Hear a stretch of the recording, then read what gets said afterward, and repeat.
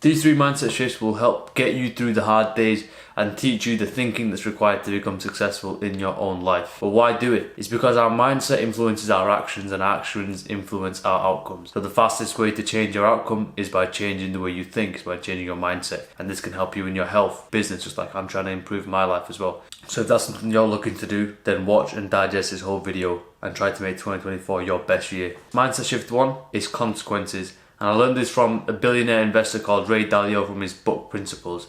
So every action has a first, second and third consequence. The first consequence being the closest thing that happens, second being further and third being the furthest away. Now the problem is that all of us, we all make our decisions based off of just the first consequence and we don't think about the second and the third. We just put them to the side. And here's the problem with that. Let's take going to the gym for example. Now look at this diagram. On the left side you can see the feeling. On the right side, you can see what happens over time. When you're trying to do a good thing, like going to the gym, at the start the feeling's low because you can't be bothered waking up to train. You can't be bothered getting to the gym and putting yourself through a session after a long day. So you don't do it. But the problem with that is, if you did go, the second consequence is that you feel more energetic throughout the day. You build better habits, you look after your health. Third consequence, you start cutting out other bad habits, you become more creative. But because we only focus on the number one, we skip it. The same problem can be applied if we flip the situation. Let's imagine a bad thing, for example eating snacks and sugary foods. The problem with this is the first consequence of the bad thing makes you feel amazing, but then if we carry that on to the second, what happens after that? You eat the food and you regret it. You feel lethargic. You're meant to do an hour of work but you don't do it. You go for a night out and the next day you sleep in. You miss your gym session, you don't do uni work, and then what happens is the third consequence? You go further off your plan of action. See, this is the problem. If we started thinking about our second and third order consequences before we took the action, we'd actually make our decisions so much better in our life.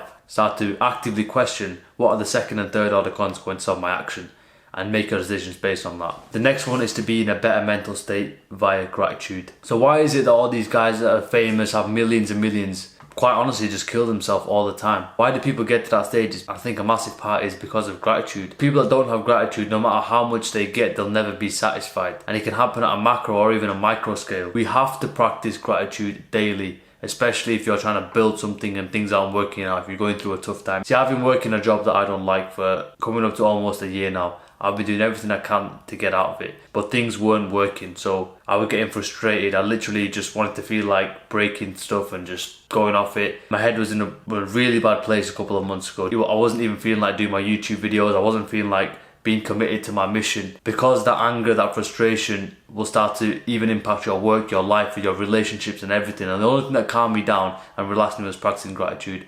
What I did was every single day I took out my journal and wrote 10 things that I was grateful for every single morning, and I repeated it. It didn't work after the first day, it didn't do the second day, but after the third, fourth, fifth, and after a week of doing it again and again and again, I noticed I started to relax. I started to understand that things take time, and that put me in a better mental state. I watched a video of Mike Thurston, he was just talking in there that he always had this belief that things would just work out, and you can't have that belief if you don't have gratitude. They literally go hand in hand. So if you're going through a tough time, always be practicing gratitude. And the last mindset shift is the contracts are open for everyone. I don't know if you've seen the movie John Wick, but they always go on about this open contract to kill John Wick. The thing with this open contract is it doesn't go out to a certain number of people. It goes out to everyone. Anyone can take the contract and take advantage and get the bounty for killing John Wick. Now this literally applies into our life, and I realise this, is that the work needs doing. It doesn't matter how you feel about it, it doesn't matter who does it, it just needs to get done. If I don't record this video today about the mindset, some other guy's going to record the video about the mindset.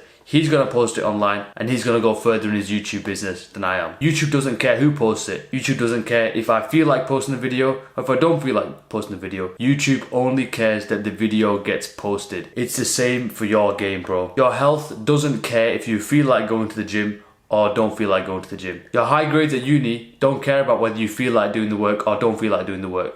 All it cares about is whether the work gets done. If every time you're optimizing only doing work when you feel like it, you're gonna get left in the sand, bro. And I'm telling you this genuinely. People are not gonna be honest with you. If you only work based off motivation, you're screwed. Work needs doing. It does not matter how you feel about it. You have to become stoic. You have to understand that your emotions can't always influence the things that you need to do, because someone else is trying to take your spot and he's just gonna be doing it anyway. He doesn't care about how he feels. It's called being disciplined. It's called taking action even when you don't feel like it. I know it can be difficult for you watching this, so how do you actually practically do that? And I'll give you a couple of tips now. You practice working especially when you don't feel like it, and do that for 5-10 minutes. I know you can do that, anyone can do that. You don't feel like doing revision? Do it for 5 minutes and turn the laptop off and go. Next thing is to start cutting out distractions. What are the things that really are not bringing any value to your life? Cut it out, and you'll find that since you have less options, you're more likely to do the thing that matters. Next one is to eat good food and sleep 7 to 8 hours every single night. This has been the greatest ROI, meaning return on investment, thing that I could have ever done in my life in terms of putting out a lot of work during the day. My output increased